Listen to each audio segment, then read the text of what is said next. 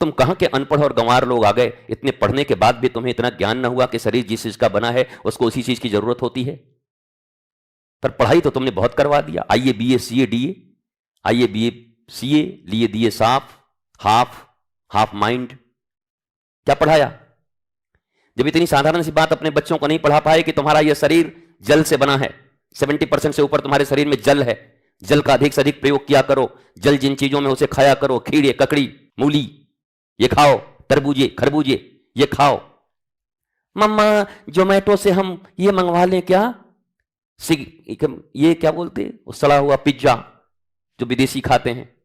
उन बेचारों को कभी वो ताजे टमाटर, ताजे ये ताजे वो नसीब ही नहीं है, उनको जीवन में मिलता ही नहीं, गरीब हैं बेचारे, मर रहे हैं, सड़ा सड़ा के वही मैदा खाते हैं, कुछ उपाय नहीं उनके पास। तुमको कौन सी मजबूरी पड़ी है मैदा खाने की, तुम काय को खा रहे हो, उसके बाद भी धार्मिक बने हुए हो, उसके बाद भी घूम रहे हो यहां से वहां दर्शन करते हुए, उसके बाद भी अपने आप मार एकदम पूजा पाठ करा करके पंडित से मंत्र पढ़वा करके और घोषणा करा दे रहे हो कि हमसे बड़ा धार्मिक दुनिया आदमी कोई यही नहीं, सबसे बड़े धार्मिक हम ही हैं। काय बात के धार्मिक हो तुम, किस बात के धार्मिक हो? मेरी नगर में 1 नंबर के गंवार हो, तुमसे बड़ा गंवार इस पृथ्वी पर पहले नहीं आया था, तुम पहले गंवार हो। हाँ, गंवारों की प्रतियोगिता हो तो तुमको प्रथम स्थान जरूर मिलेगा, तुमको पहले प्राइज मिलेंगे गंवारों में।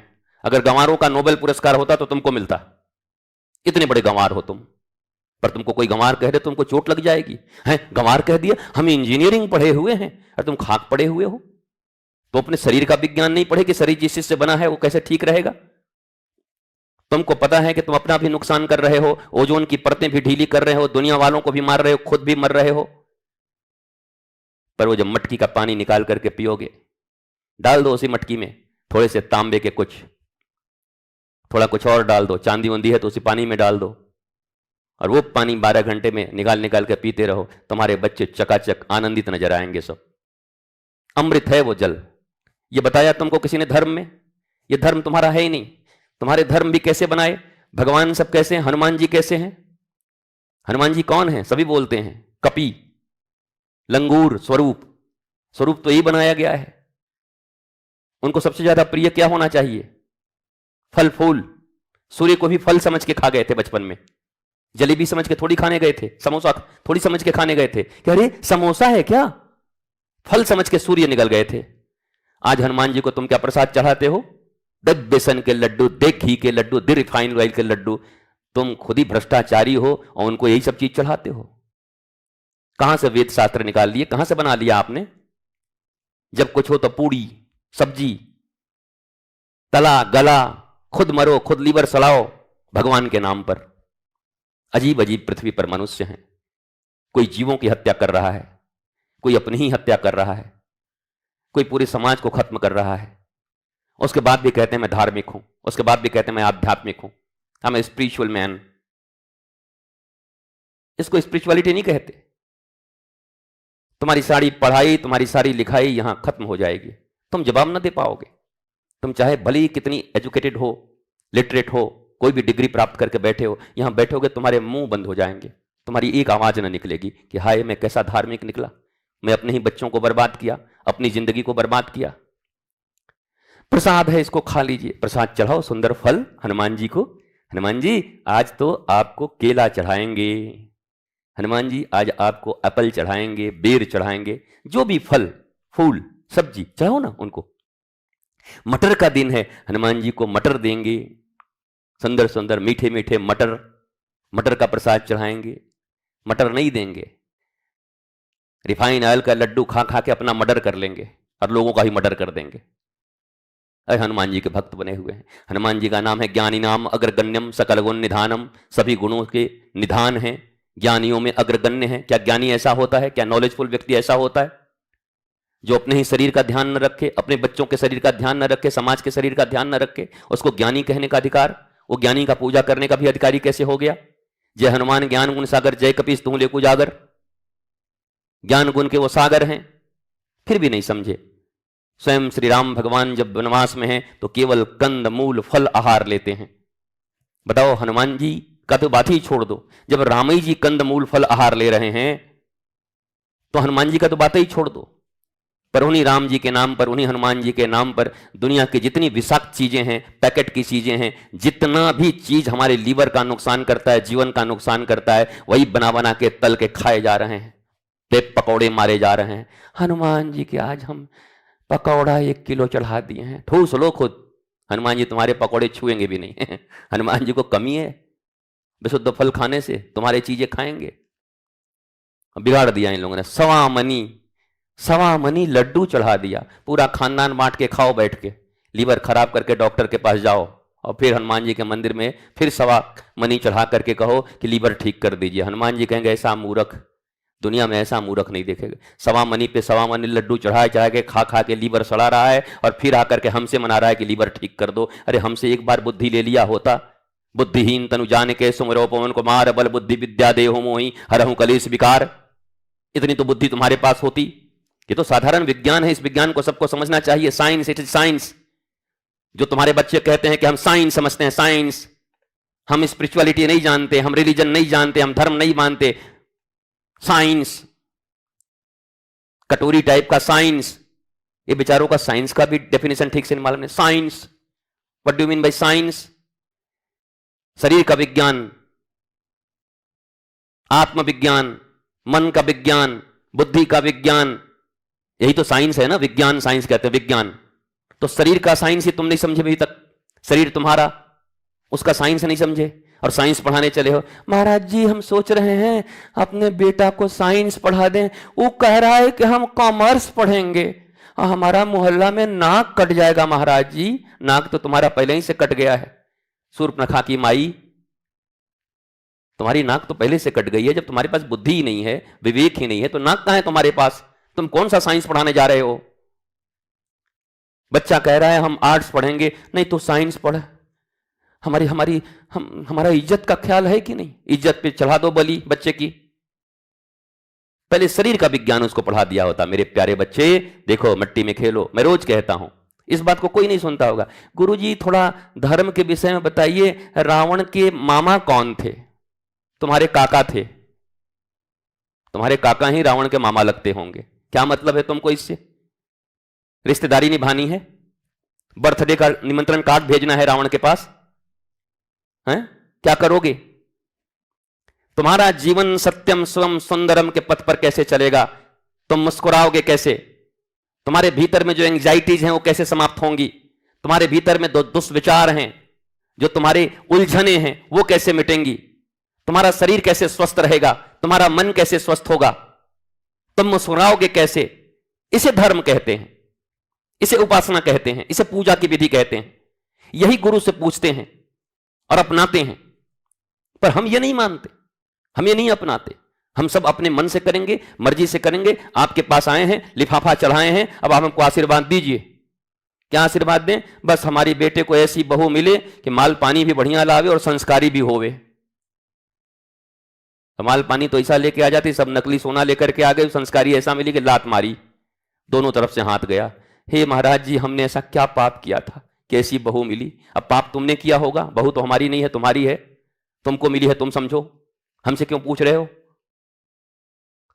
बीज पड़े और अंकुर न फूटे, ऐसा कभी नहीं हो सकता। वो बीज पड़े होंगे तो अंकुर फूटा होगा, और अंकुर फूटे होंगे तो पौधा बना होगा, पौधा बना होगा तो उसमें फूल आए होंगे, फूल आए होंगे तो फल भी आए होंगे, और फल तुम्हारे ही आंगन में गिरे होंगे और तुम्हें खाना पड़ेगा। बाकी फल में तो ऐसा है कि फल आया तो खाया नहीं जाता है, पर कर्म का फल ऐसा है कि पटक के खिलाता है, कैसे नहीं खाएगा। बाकी फल में अगर आम का फल आंगन में लगा है, ठीक है, लगा है तो लगा है, मन होगा तो खाएंगे, नहीं तो नहीं खाएंगे, बेच देंगे। पर यह फल ऐसा है कर्म का फल कि कर्म का फल आ गया तो मुंडी पटक के, मुरकेट के, जैसे बचपन में बच्चों को चम्मच से ग्राइप वाटर मुंह में डाल के गल गल गल गल पी पी पी, कैसे नहीं पिएगा? दवाई जैसे पिलाते थे ना बच्चों को, हाँ वो पी, कैसे नहीं पिएगा? ले पी। आपने देखा होगा गाय के बच्चों को, छोटे बच्चों को बांस का वो बनाते हैं, बांस का उसमें दवाई डाल करके चोंगा मुंह में ढकेल देते हैं, खाना ही पड़ता, पीना ही पड़ता है। तो कर्म का फल भी ऐसा ही है। कर्म के फल में तुम ये नहीं कह सकते कि आई डोंट लाइक दिस फल, नहीं नहीं नहीं मुझे आम पसंद नहीं। आम सारे ताम झाम खाने पड़ेंगे जो जो बीज पड़े हैं, इसलिए कहा कर्म करने में तू होशियार है, पर फल भोगने में बड़ा ही लाचार है।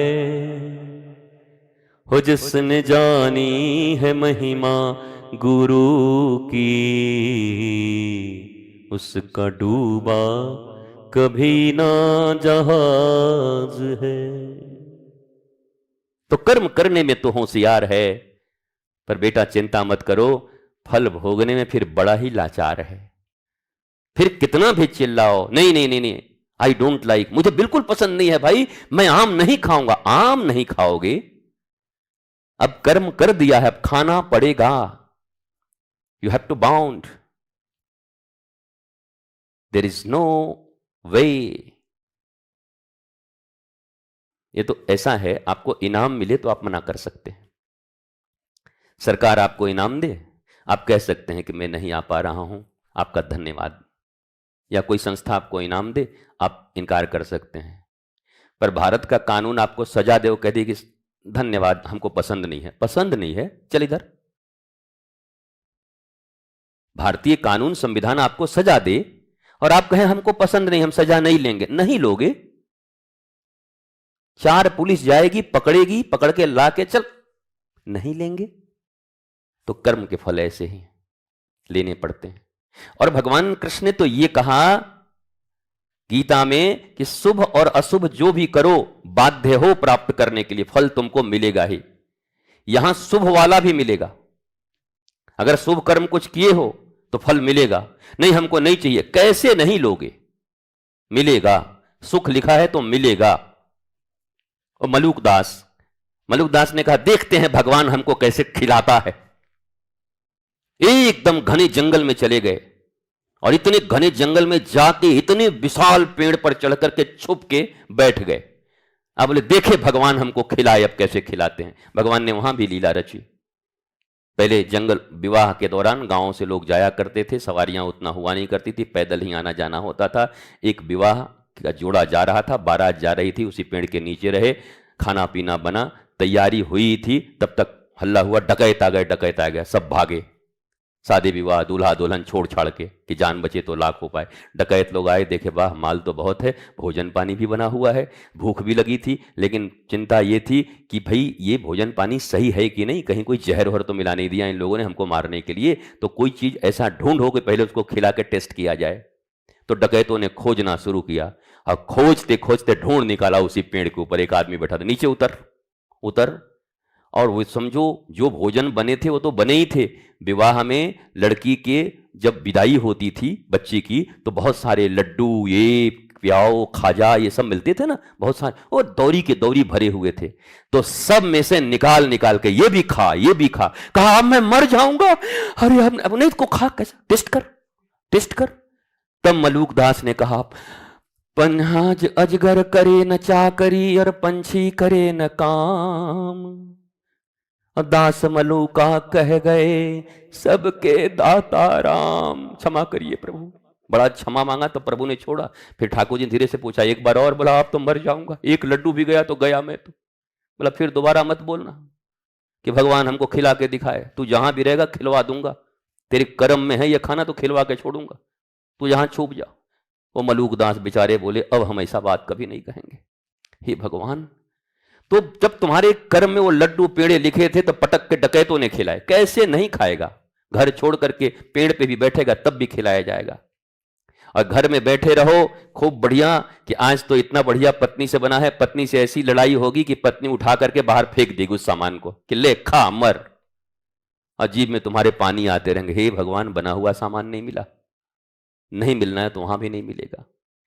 ऐसा मामला है। यह साधारण से विज्ञान अपने छोटे छोटे बच्चों को सिखाओ कि मेरे बच्चे शरीर को ठीक रखो, मन को ठीक रखो, वर्तमान में जियो, भविष्य के लिए डर मत रखो।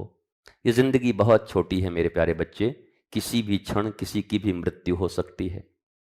इतनी सी बात तो सिद्धार्थ को बुद्ध बना देती है। गौतम, सिद्धार्थ, इतनी छोटी सी बात तो उनको बुद्ध बना दिया ना। जो आज इतने देशों में फैले हुए हैं बुद्धिस्ट, केवल इतनी छोटी सी बात। क्या? बोला बस मृत्यु किसी भी क्षण आ सकती है, मुझे भी मरना है। बोला हाँ पक्का मरना है, एक दिन आप भी मरोगे। मैं तो राजकुमार हूं, मेरे इतने इतने लोग, इतना महल, मेरे पापा ने मेरे लिए कितनी कितनी व्यवस्थाएं की हैं, मैंने आज तक कुछ देखा नहीं, मैं कैसे मर जाऊंगा। बोला मरोगे पक्के। सारथी ने कहा।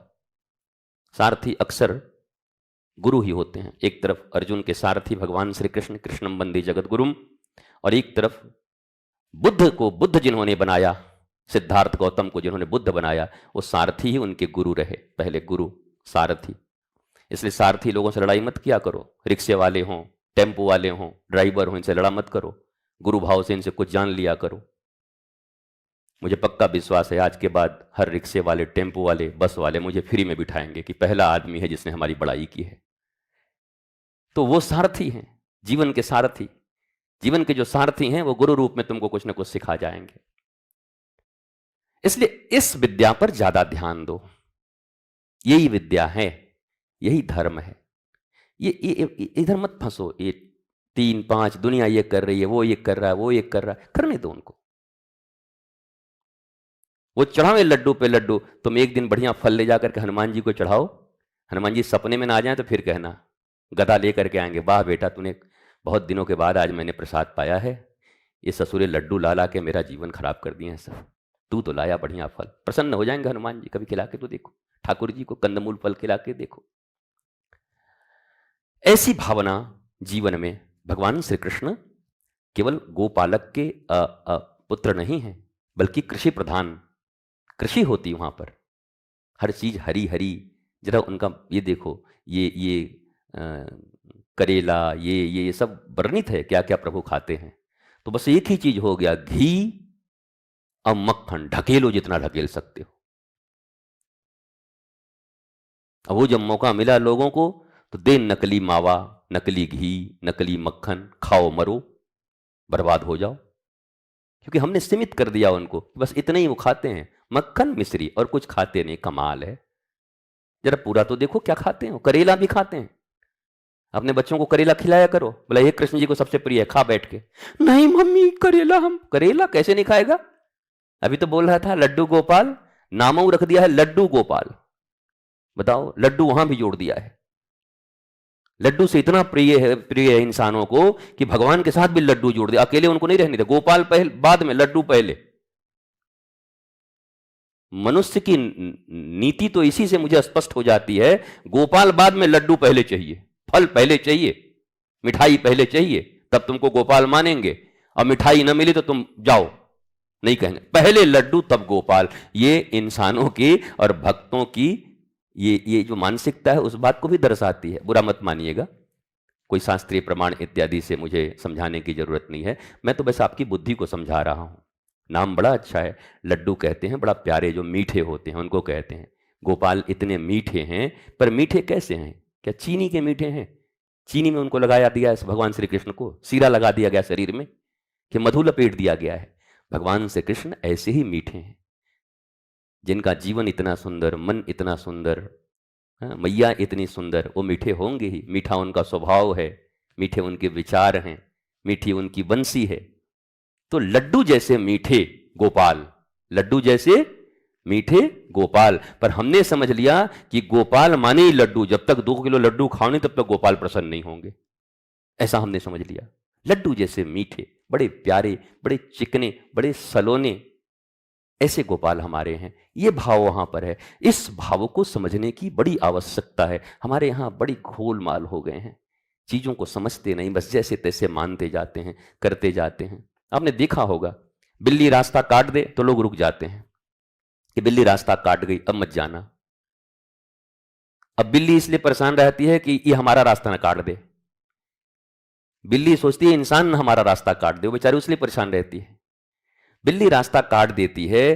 पहले के जमाने में जब आपके यहां राजपथ नहीं हुआ करते थे, चौड़ी सड़कें नहीं हुआ करती थी, जंगलों की तरफ से लोग जाया करते थे, गांवों के रास्ते थे, पगडंडियां थी, तो अचानक बिल्ली अगर उछल करके रोड क्रॉस करती थी तो इस बात का संकेत होता था कि कोई ना कोई जानवर वहां पर है, जिसको देख करके बिल्ली भागी तो रास्ता रुक जाओ, सांप हो सकता है, उससे बड़ा कोई जानवर हो सकता है। वो एक तथ्य था, बिल्ली रास्ता काटे तब। अब ऐसा बनाया इसको कि अब इंडिया गेट पे चले जा रहे हैं, बिल्ली क्रॉस हो गई तो रुक गए। अब वहां क्या है, साफ तो रास्ता दिख रहा है, वहां भी रुक गए। हे भगवान, बिल्ली रास्ता काट गई, ट्रेन छूट जाएगा, अब हम करें क्या। हालांकि वो भी लोग तभी मानते हैं जब उनको ज्यादा नुकसान ना हो। फ्लाइट का टिकट अगर 50,000 का नुकसान हो रहा हो तो बिल्ली ने बिल्ला रास्ता काट जाए, जाएंगे जरूर, बिल्ला का बापाऊ काटे। हाँ, जहां कोई ज्यादा नुकसान ना हो वहां सब मानते हैं, पर बड़ा नुकसान हो जाए तो बिल्ली का खानदान काट जाए, पूरा परिवार सामने से। जल्दी ले चलो, बिल्ली रास्ता काट दिया है माता जी, अरे भाड़ में जाए बिल्ली, जल्दी करो मेरा फ्लाइट ना निकल जाए। तब बिल्ली कहां गई, तब बिल्ली भी नहीं मानते। बस सब थोड़ा थोड़ा मौका है तो मान लो, ठाकुर जी को ठग लो, ठाकुर जी खुश हो जाएंगे कि वाह, बिल्ली रास्ता काटा और ये गया नहीं, ये हमारा परम भक्त है। बिल्ली से क्या मतलब रास्ता काटने से ठाकुर जी की भक्ति का, मैं आज तक नहीं समझा, पर यही भक्ति प्रचलित है यहां पर, इसी को भक्त कहते। थोड़ा बुद्धि लाओ, विवेक लाओ और विवेक से जियो। सत्संग हमें विवेक देता है, इसी को सत्संग कहते हैं। वर्तमान जीवन को कैसे इजी से इजियर बनाते जाएं, सहज, सरल, आनंदित, आह्लादित। बच्चे हमारे इतने स्मार्ट हों, तार्किक हों, तर्क से ही माने, कहो मानते जाएं, जरूरी नहीं कि मानते जाएं मानते जाएं मानते जाएं। कल हम सेंड्रा से बात कर रहे थे, सेंड्रा बताई, जब मेरी 5-6 साल की उम्र हो रही थी तब मेरे एक टीचर ने मेरा नाम लिया था इंडिया। वो इंडिया सुनते ही मेरे भीतर में, तब मैं तो इंडिया जानती नहीं थी इंडिया क्या है, एकदम बोला मैं इंडिया जाऊंगी। 13-14 साल की हो गई, फिर नानी ने या दादी ने कहा टांग तोड़ दूंगी इंडिया जाएगी तो, इतना दूर नहीं जा सकती है। फिर जब बड़ी हो गई तो इंडिया इंडिया घूम रही है। हम चर्चा कर रहे थे, भारत भारत मतलब तुम्हारे कितने जन्म हैं और तुम यहीं की हो, सनातन ही हो, और तुम्हारी वही याद है, जन्मों की याद। भक्ति प्रथम से ही होती है। भारत का अर्थ ही होता है धर्म, भारत का अर्थ ही होता है सनातन, भारत का अर्थ ही होता है सूर्य की तरफ जो रथ होता है, ज्ञान की तरफ जो रथ होता है, उसे ही भारत कहते हैं। इसलिए इंडिया सुनते ही तुम्हारी आत्मा उछल गई, मुझे भारत जाना है, ज्ञान में जहां रथ लोग हैं मुझे वहां पहुंचना है। ये भारत का महत्व है। ये धर्म, इस प्रकार के धर्म की विवेचना हम करते हैं, और ऐसी विवेचनाएं जहां हो तो वहां जब आप बैठेंगे, अपने बच्चों को ले जाएंगे, फिर ये कहेंगे मां मम्मी आज मैंने धर्म की परिभाषा सुनी है। मेरे दोस्त लोग मुझे चिढ़ाते थे, बोलते थे ये क्या मानता है, अब मैंने सोचा हमारा धर्म कितना महान है, हमारी संस्कृति कितनी महान है। नहीं तो ये लज्जित रहते हैं, इनको कुछ पता ही नहीं, पूछना ही नहीं है, इनको जानना ही नहीं है, किसी चीज का कोई जवाब ही नहीं देता, न समाज देता है, न माता पिता देते हैं, न घर वाले देते हैं, न बाहर वाले देते हैं, न किसी को पता है, न जवाब देते हैं। पूछो, जानो और तब मानो, तब मानोगे तो पक्का मानना होगा। हाँ जी, मैंने देखा है, मैंने फील किया है, मैंने अनुभव किया है, मेरा जीवन ठीक हुआ है, मेरे जीवन में आनंद बढ़ा है। सत्संग इसी का नाम है। स्वस्थ रहिए, मस्त रहिए, आनंदित रहिए, आह्लादित रहिए। अवसर प्राप्त सत्संग आपके जीवन में ऐसे ही अवसर उपलब्ध करा